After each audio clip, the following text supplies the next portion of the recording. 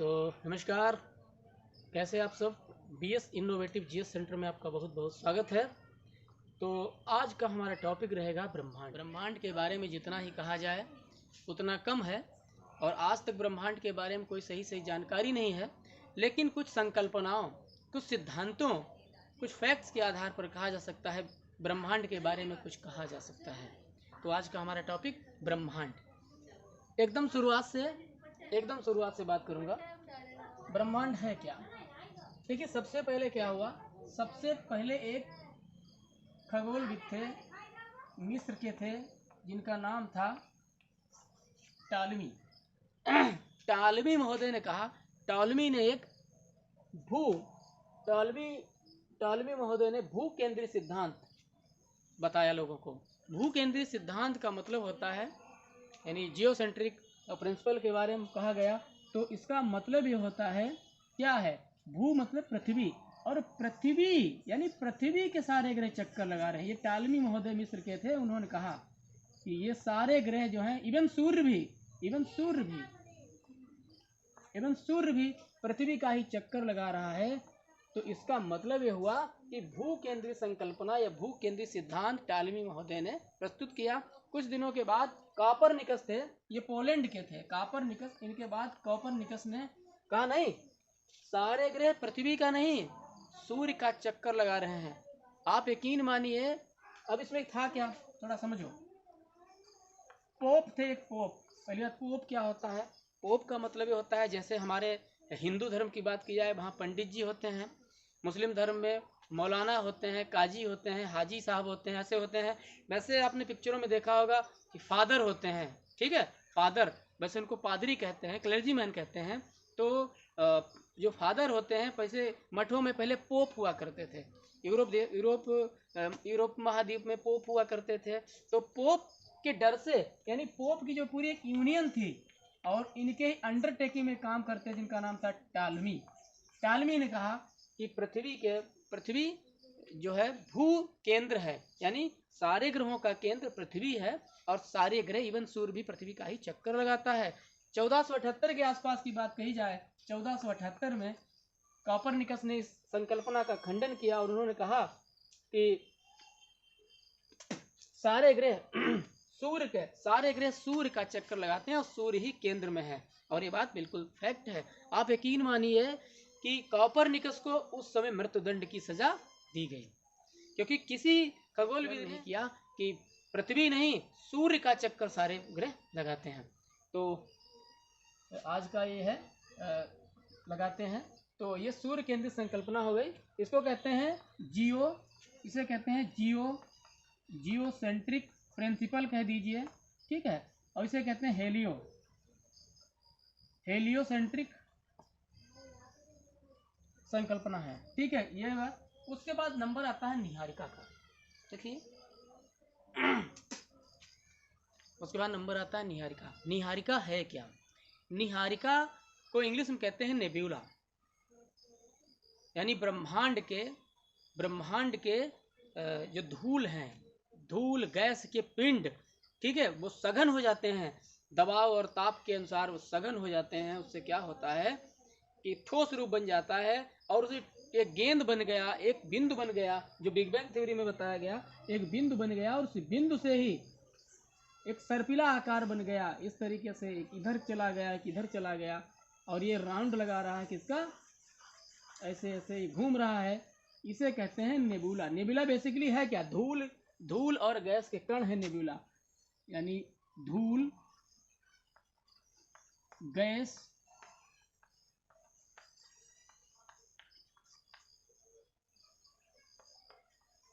और छोटे मोटे आकाशीय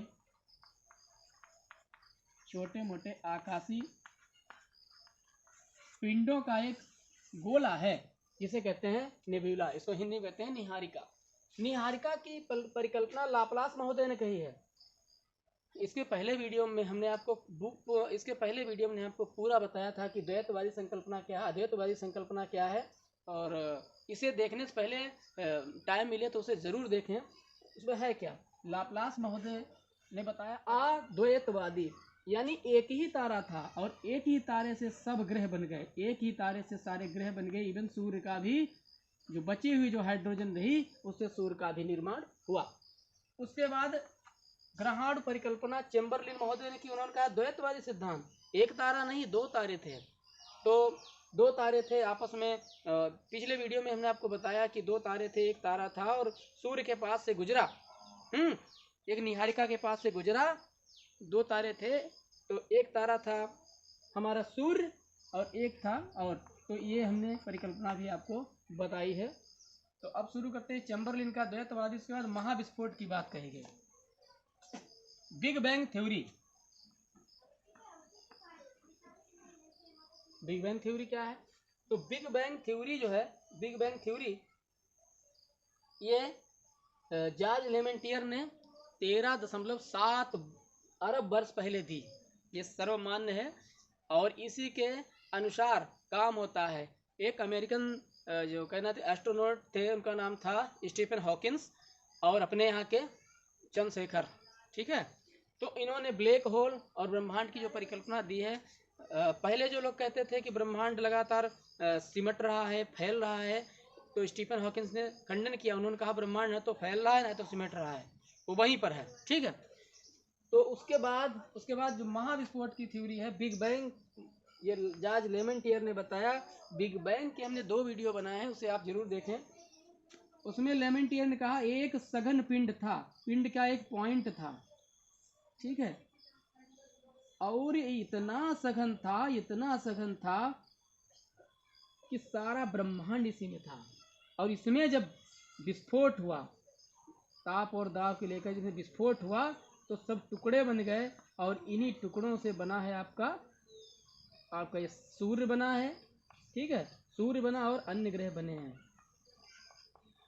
इसका भी हम एक सिंगल वीडियो बना चुके हैं, टाइम मिले तो ऐसे बिग बैंग थ्योरी को भी देखें। यहाँ पर सिर्फ समझाने के लिए है। तो इसके बाद ये तो बिग बैंग थ्योरी की बात कही। एक पिंड था, यहाँ से शुरू हुआ, ठीक, विस्फोट होते गए, निहारिकाएं बनती गई और धीरे धीरे क्या हुआ, समूचा ब्रह्मांड बन गया।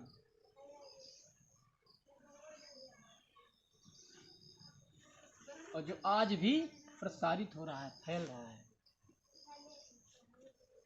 आज भी ब्रह्मांड में कुछ ऐसे पिंड हैं, इतने सघन हैं, ठीक है, इतने डेंस हैं कि अगर एक चम्मच मिट्टी वहां से ले आए, मिट्टी या जो भी उसका जो भी हो, ग्रह से जो भी अणु ले आए, अगर एक चम्मच वहां से अणु ले आए तो यहाँ 10,000 पृथ्वी के 10,000 किलोग्राम के बराबर हो सकता है।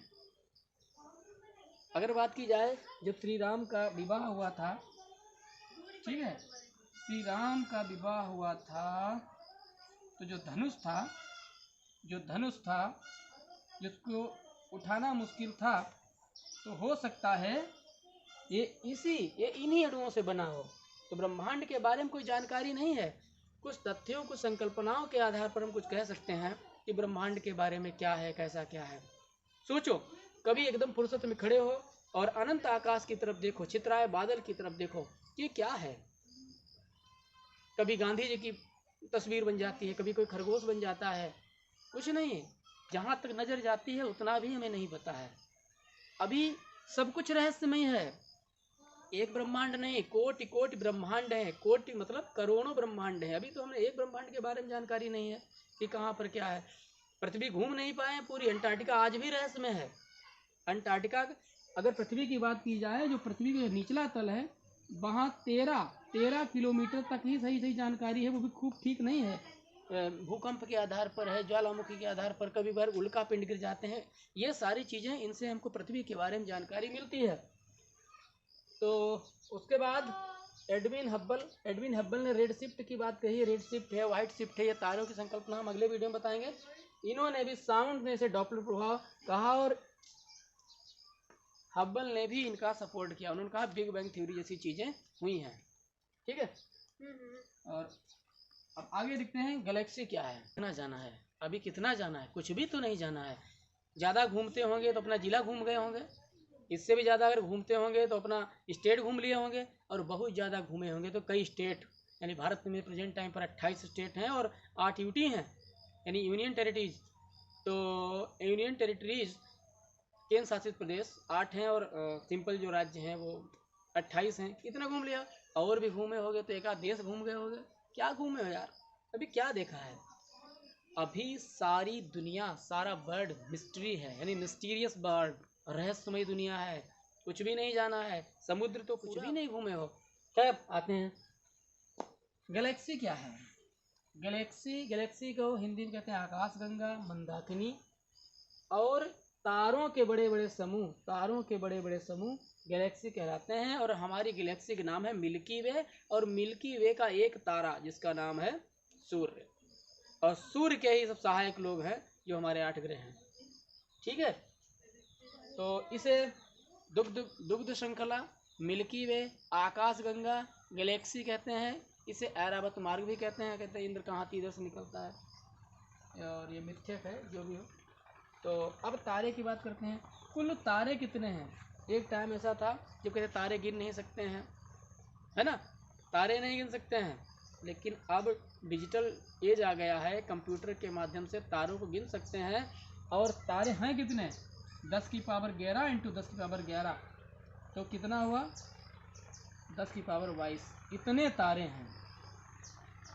ठीक है, कैसे गिनते हैं? जैसे मान लो कि स्कूल है,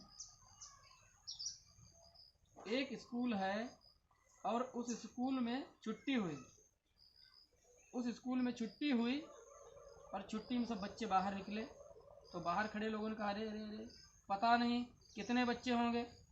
लेकिन अगर हम स्कूल में छुट्टी होने से पहले जाएं और इनका रजिस्टर चेक करें, ठीक है, इनका रजिस्टर चेक करें, तो एक क्लास में इतने बच्चे, मान लीजिए एक क्लास में 18 बच्चे, दूसरे क्लास में इतने बच्चे, और क्लास गिनते हैं कितने क्लास हैं, तो क्लास इसमें है और इतने क्लास हैं, और तो क्लास कितने हैं? 10 की पावर 11 क्लास हैं, और 10 की पावर 11 एक क्लास में, यानी पूरे स्कूल में 10 की पावर 11 क्लास हैं, और एक क्लास में 10 की पावर 11 बच्चे बैठे हैं। यहाँ तक जो सूर्य है ना, सूर्य भी किसी क्लास में बैठा होगा। ठीक है, तो इतने तारों की खोज की गई है, इतने तारों की संभावना व्यक्त की गई है। तो अब कुल तारे कितने हैं? तो आज का वीडियो कैसा लगा? नमस्कार, मिलते हैं एक शानदार वीडियो के साथ। नमस्कार, जय हिंद, जय भारत।